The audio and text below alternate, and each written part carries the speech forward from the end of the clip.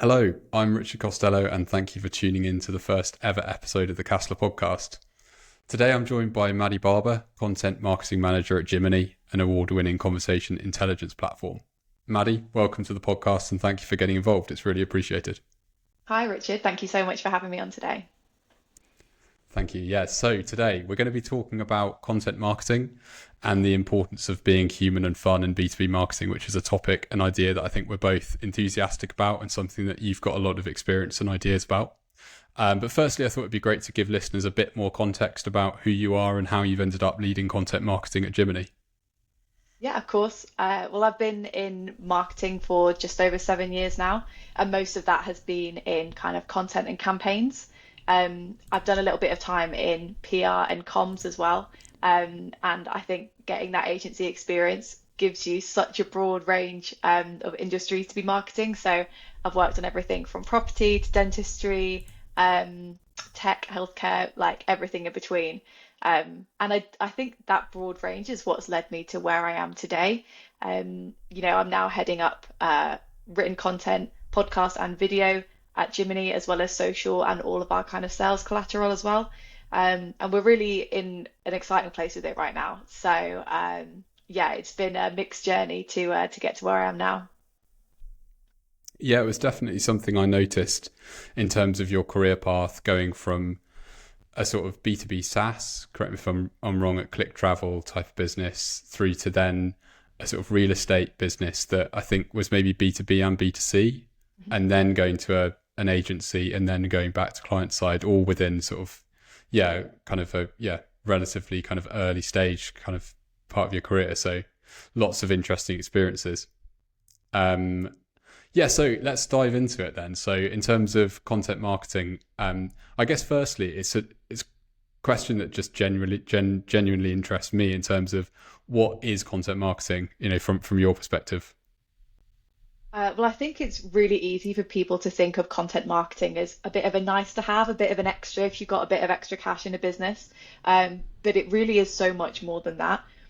Content marketing to me is about brand building, right? It's about building brand trust with your audience, so that they resonate with you and they remember you ahead of needing to buy.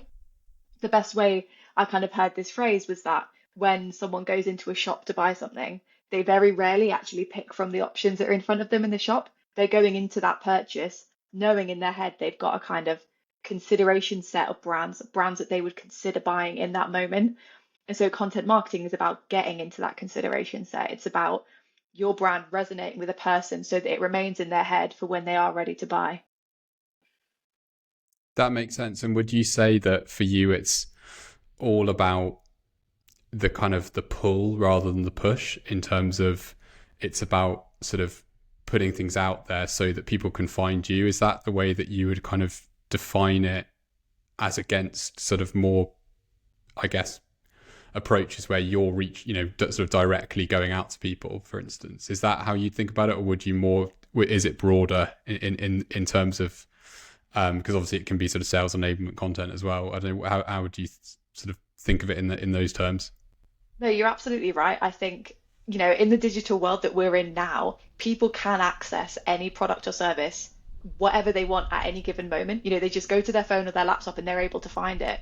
So you can't really push people to buy all the time necessarily. You want to be drawing them in so that they are remembering you, they're associating with you, and they have that real kind of affinity with you, like I said, when it is their time to buy.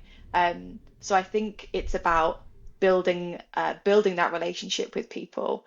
We've also had, a good couple of years, decades maybe even, of brands who have lost their consumers' trust, so the power of trust in consumer relationships is really powerful now. Makes sense. Yeah. And in terms of, for you, once you've sort of defined what content marketing is for you, what is good content marketing from your perspective? What makes it work? Mhm. Well, I love this question because it's going to be so different for everyone, what everyone considers to be good content.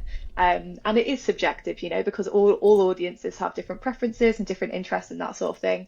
But broadly speaking, from a marketing point of view, good content is, to me, is content that is geared towards genuine human interest. I think people are so obsessed nowadays with what's going to work well for the algorithm, what's going to get me ranked, what's going to get me, pushed to more profiles and more accounts. But you kind of need to reverse into that issue from the other side, right? Because the algorithms, whether that's Google or a social media platform, whatever it is, they're all geared towards making people spend time in the platform, making people be engaged in the platform, right? So if you view it that way, you kind of need to look at your content not just with what's the algorithm going to like, it's what people are going to like. Because if you're gearing it towards people and getting them engaged, then the algorithm is going to recognize that the people are engaged, and then it follows that way. So I think absolutely understand the importance of the algorithm and know how powerful it is in getting your content seen. But remember that it needs to be seen by people, right? That's who it's for at the end of the day. Yeah, that resonates a lot. And I think there's this famous creative guy, I've forgotten his name, but he talked about the importance of just like creating something that you think is good, and then if you think something's genuinely good, then like you genuinely enjoy it, then it's likely that other people will. And I think like starting with that as a principle in terms of what is actually valuable for our audience, and if I put myself in their shoes, what would they find interesting and useful and enjoyable, rather than as you say, like thinking like technically we've heard that XYZ thing will work really well. And I guess if we sort of bring that to life for Jiminny, I mean, what kind of techniques and approaches have you seen work best? I mean, whether that's sort of a particular channel, particular format of content. I've certainly, because I visited the Jiminny website, you've certainly got some very effective retargeting, because I've ridden on the receiving end of like ads on Instagram, Facebook. I think mainly those two actually, but quite substantial. So and I've seen some of the sort of the types of messaging around kind of, I guess, winning. That's kind of a big thing, and because obviously what Jiminny is all about, which we can come on to in a bit later. But I guess if we think about kind of this year to date, what have you kind of been seeing work? Mm-hmm. Well, hopefully the messages that you've been seeing in those ads that we've been targeting you with is kind of a strategy that we're really employing at the moment, and that's just really aligning ourselves with the language that our customers use. So in B2B, traditionally people use a lot of jargon. It's very kind of KPIs, metrics, whatever it is, and we kind of took that message and took what that is in the B2B sense and just translated it into a very human way. So when you go onto our website, what you'll see as a headline is, we want to help you win more deals because losing deals sucks, right? Sucks, okay? And that's not a phrase that you would necessarily hear in like really high powered boardrooms, but actually when you're on the sales floor and you lose a deal, it sucks, right? That's the language that people talk about and the kind of language that people use. And I think we've played more and more into that as we've gained the confidence to do it. And it's resonated really well with people. That kind of tagline for us has captured a lot of interest. So that's working really well for us at the moment. Yeah, it certainly sticks in your head and stands out, because and it's also the coherence of it being on the the leading thing on the homepage, and then also that being in the advertising. I mean, in your role around sort of content marketing, would you say that, how does that work in terms of how do you tie in what you're doing from a content perspective with what you're doing from a kind of digital advertising? Would you consider that digital advertising to be sort of part of the content marketing strategy? It's interesting just to kind of understand how things are divided in with it, but whether that's within a team or just within kind of your plans and structures in the marketing team at Jiminny. Mm-hmm. Well, I think that that sort of user journey that you just spoke about there is something that we want to make sure we're getting really right. Like, you visited the Jiminny website because you were interested to learn more about it, and then the ads have kind of followed you around after that, hopefully building on the identity and the relationship that you're building with Jiminny, right? So you came onto our website, you learned a bit about the brand and about how we talk and our tone of voice. And what we want to really make sure is that then every touch point you have with us flows from that it's all consistent. And then it builds a really human relationship with you, instead of you getting really sick of our ads because we're just hounding you with message after message after message. Yeah, no, it makes sense. And then asked what kind of has been working. I mean, what have you, whether this is something that you're seeing more generally hasn't really worked, or whether it's something that maybe you've tried this year or recently and it hasn't worked so well in content marketing. One thing that I've really noticed this year is kind of backlash towards brands jumping on trends. Um, whether it's the recent one was kind of Gen Z writes our marketing scripts, or the sort of very demure, very mindful, all of that. I think it used to be a real grey area as to what individuals wanted to see from social media profiles, sorry. Whereas Mm. now there's really a line drawn of what individuals want to see from individual accounts versus what they want to see from brand accounts. And there's certain things they do not want to see on brand accounts. And I think these brands really jumping on trends in quite a disingenuous way because they might, get caught up in the hashtag and kind of ride the wave of the hype. It's really not gone down well. And Mm. I think people are starting to be really vocal about that on social media in particular. So definitely something for marketing teams to be wary of. That's not me saying don't ever jump on the trend, because I appreciate, there's a lot of eyeballs on that. But it's just to be wary of what your consumers actually want to see from you as a brand profile compared to an individual profile. Yeah, that's really interesting. And I I saw the type of video where it was kind of like maybe somebody that you wouldn't really expect using that kind of language, like in a place you wouldn't expect, so like a museum where they'd be like Mhm. pointing at like a really kind of niche exhibit and saying like very demure, very mindful or something in a Yeah. kind of like absurd way. And I remember the first time I saw it, I think it was like somebody's like mother was showing like I think what I saw a video of is like showing them round like a holiday home or something, and it was really funny, and I remember thinking this is really clever. And then the second one I saw of it, I was like, oh, that's really funny as well. The third one I was like, oh, it's okay. Then it like, Mhm. 2 weeks 4 weeks later, it's just a bit sort of like, because then everyone's doing it and it's just not very interesting anymore. For I mean, sure. that's a really interesting point you made about just in terms of thinking about your like whether or not you use your an individual's account or whether you use the company account. And I noticed that your CEO posts quite a lot on LinkedIn. I imagine, like, as somebody in content marketing, you might be maybe involved supporting or at least kind of aligning with him. Is there some things that, you know, are you involved in sort of helping with the sort of executive content he creates? Absolutely. Yeah. We've been pushing really hard on kind of individual, you never want to call them content creators, but effectively content creators at Jiminny. So um, both our CEO and the other co-founders in our team have been really actively trying to push out content from their individual profiles. And we've been doing loads of training with the team as well. So people in our sales team, people in our CS team, the product team, because more and more these social media platforms are really encouraging and you know, pushing more engagement towards individual profiles compared to brand profiles. There's a lot more engagement on them. The engagement seems to be a lot more genuine and a lot more thought out, a lot more interested. So I think it's a real opportunity there, regardless of the industry you're in. I'm yet to come across an industry where actually having a personal brand, whether you're an employee, a founder, you might think you're the least important person at your business, but you have something to say. And that's a really powerful thing for a brand, to not only accept that there is that line between brand account content and individual content, but also encouraging your employees to have that autonomy to go away and create their own content themselves.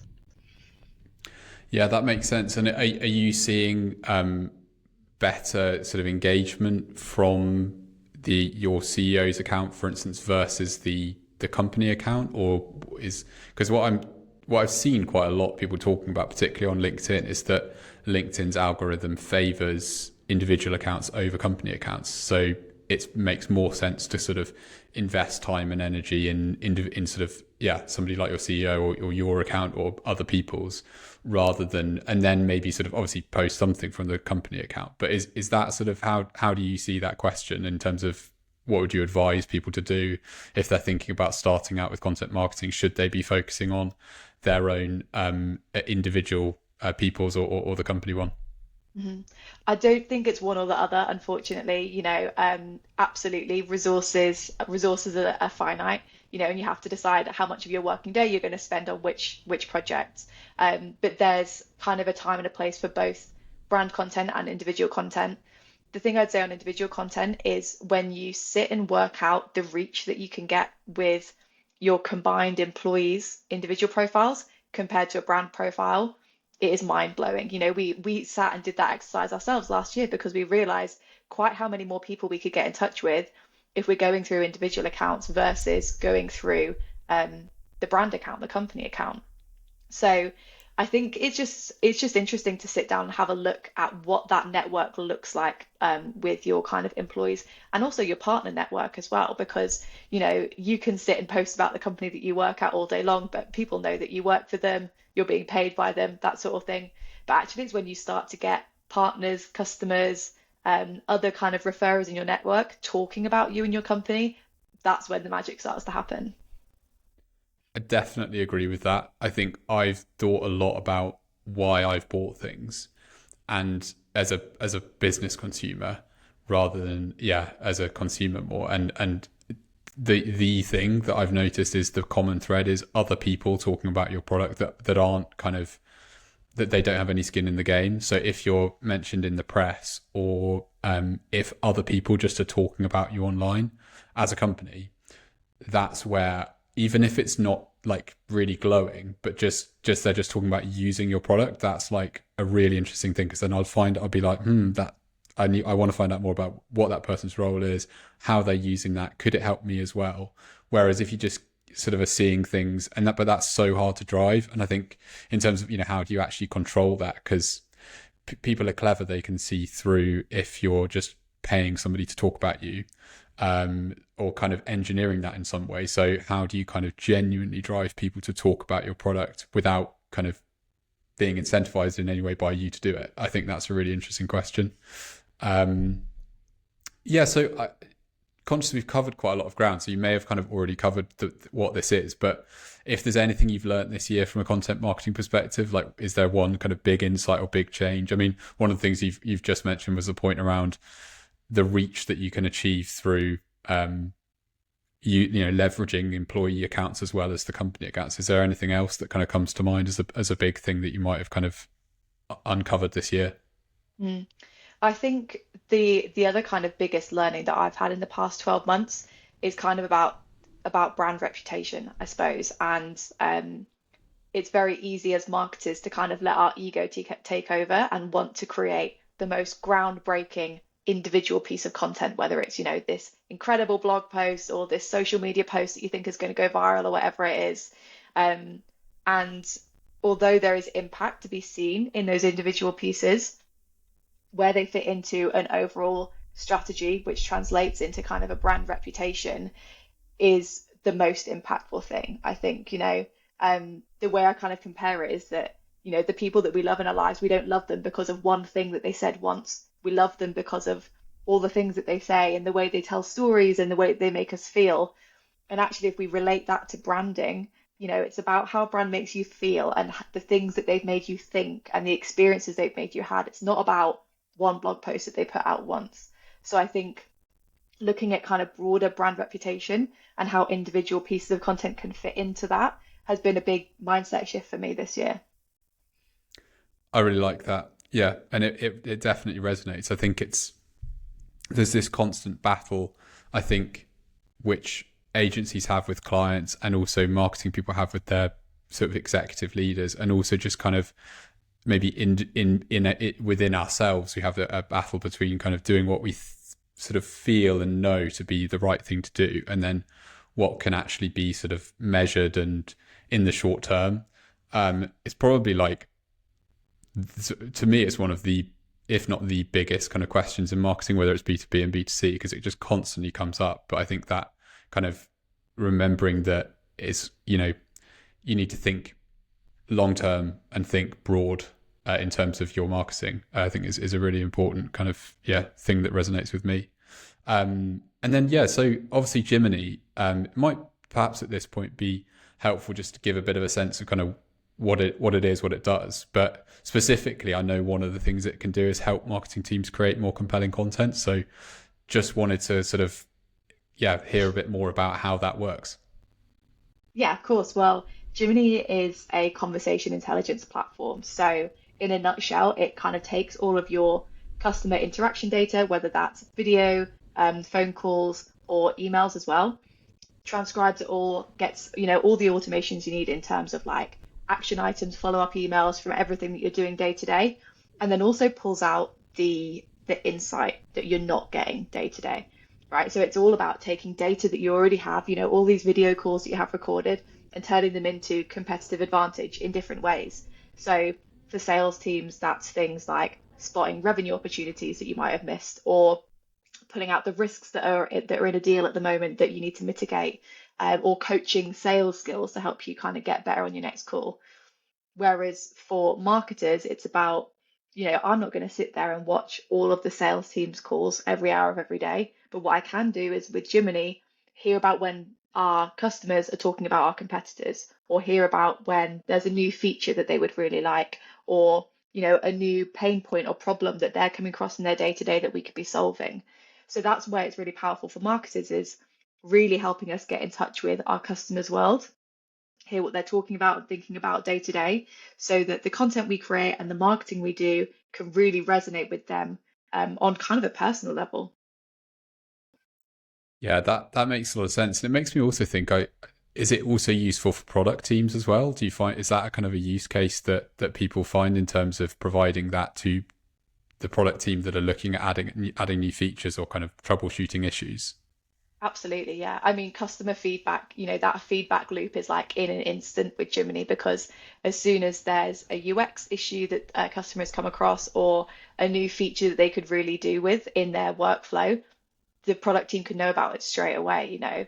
I think it's actually really hard to gather feedback, for businesses in kind of this day and age, despite, all these review platforms and word of mouth on LinkedIn and all these different places. So the quicker we can kind of close that feedback loop between what customers are saying and what they want and what they need, and the team who are building the product and creating the content, the better. Yeah, it makes sense. And also, I guess in a very, what seems to be a very competitive market as well, because I know there's particularly, I know, we discussed it the other day, but there's one other kind of big competitor, I guess, that at least I'm familiar with. So understanding kind of if it's very competitive, but loads of markets are like that, where, you can get that edge of sort of iterating a little bit faster than competitors on the product will be really important. So coming up to the final few questions before we go on to the bonus questions, but what does a typical day look like for you in your role? And this is something that I was thinking is just interesting to understand, like in a content marketer, software company, fast growth, venture backed, how does it look like? Yeah, I mean, I hate to give the cliche answer of every day is different, but every day really is different. We operate in a really small marketing team here at Jiminny, and the benefit of that is that you get to wear a lot of different hats and get a lot of experience in lots of different things, which is great. The difficulty comes with trying to juggle those different priorities. So, in terms of what my day to day look like, I always try and check in on kind of the headline figures or facts about all the different things that I'm working on, whether that's the next podcast that we're recording, the new website pages that we're building, a new piece of collateral that the sales team need. Check in on where we're at with each of those projects, and then time block my day or time block my week out to make sure that we're really prioritizing the most impactful thing, at that given time. We work with a number of freelancers and agencies to make everything happen in our team. So making sure that we've got the right people working to the right deadline is really, really important. If we had a bigger team and endless hours, we'd just be able to kind of churn through all the different projects. But what's really important to us is kind of rating things based on what's going to have the most impact for our monthly, our quarterly targets, and choosing what work we do each day on that basis.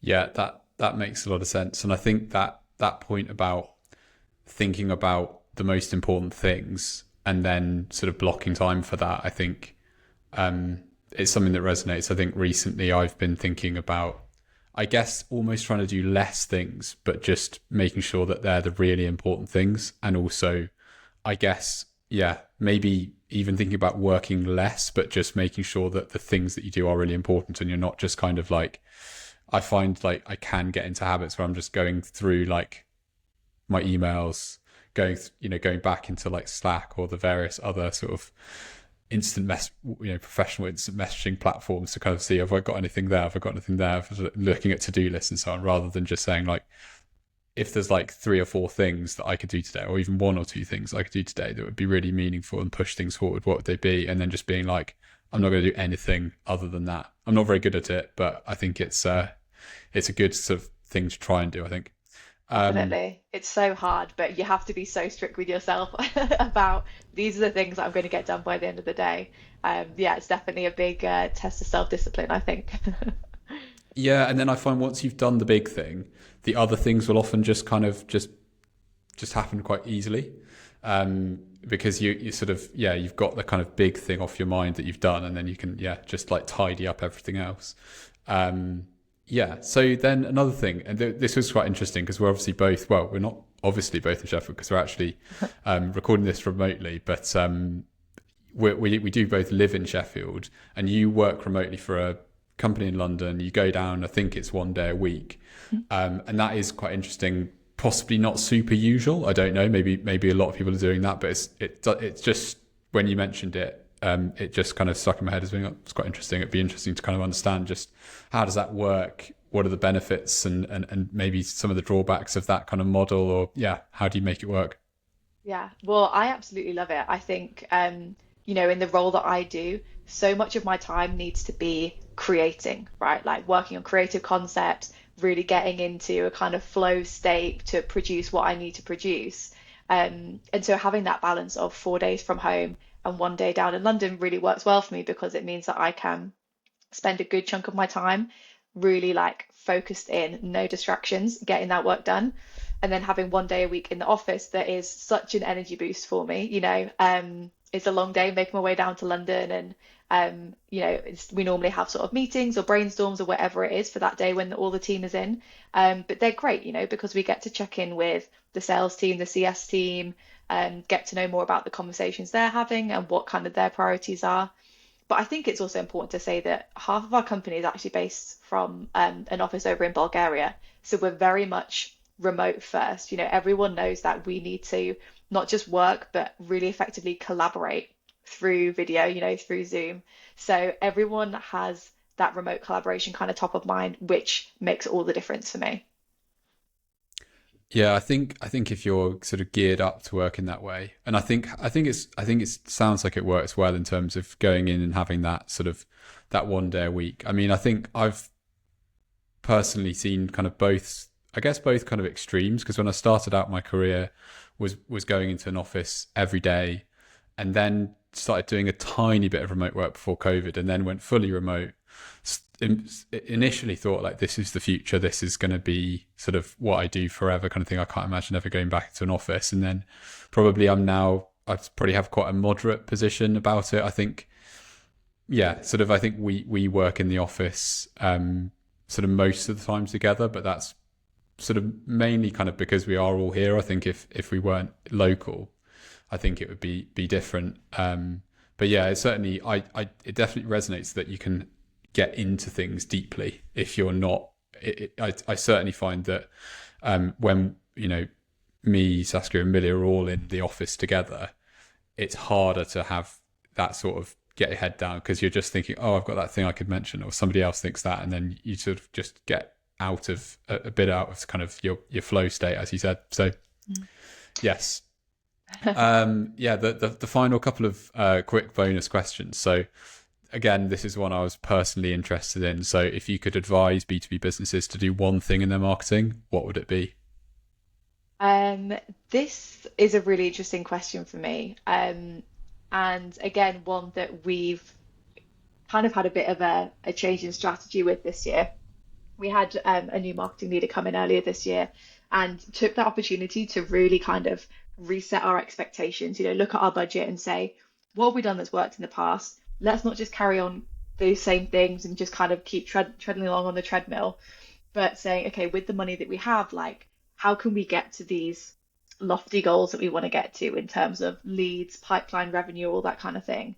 Um, and looking at your budget and every opportunity in terms of marketing opportunity as an opportunity to speak to one person. So instead of thinking, okay, we're gonna host an event, we're gonna invite 50 people, or we're gonna create this campaign and we want it to have 50,000 impressions, thinking of it like, okay, if we were going to speak to one person in at this event, or if this ad was going to reach one person, how would we want that conversation to go? And using that as your starting point and then kind of working backwards from that, I think it really helps you get to the core of the message you're trying to communicate and really build things out in a value driven way. So, it's not just, oh yeah, we'll host an event and we'll get someone to talk and we'll do some networking. It's like, what would people get from this event? What would make it memorable? And the same for an ad or a piece of content, whatever it is. If it was only going to reach one person, how could you make it really effective for that one person?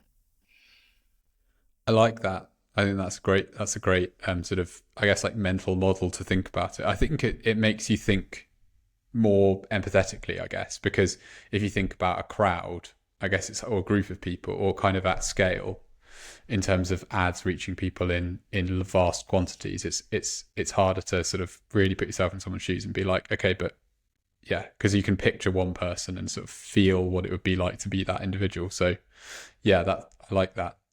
And then a final one, and this was a late addition into the questions, but yeah, what's your most contrarian take when it comes to B2B marketing?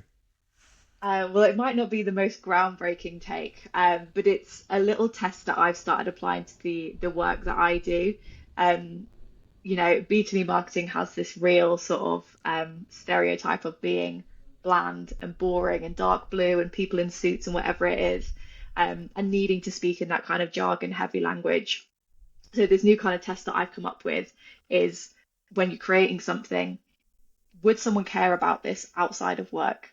You know, it's very easy to think that our B2B buyers are in the office 24 hours a day, right? And they never stop thinking about their KPIs or working on their strategy or whatever it is.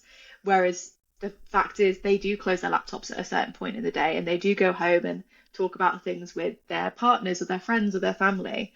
So that little test of would someone care about this outside of work, for me is a really good way to know, firstly, if it's worth my time, because I know it's going to be impactful and effective, but also to know that it's resonating.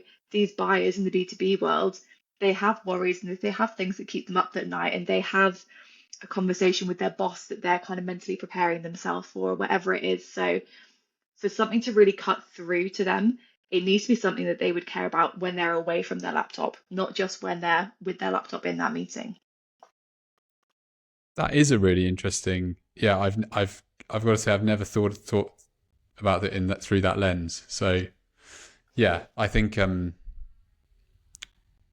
I guess it's that there are certain things. I guess it's like there's a bar. I guess in terms of like there's certain things that you would start thinking about, and then yeah, if it's a really really big issue that's maybe causing you a lot of pain or is a massive opportunity, it's going to be the type of thing that does pop into your head when you're not working. And then if you can sort of tap into that in your marketing to sort of be the thing that resolves that thing that people are worried about or excited about or whatever, then yeah, it makes a lot of sense.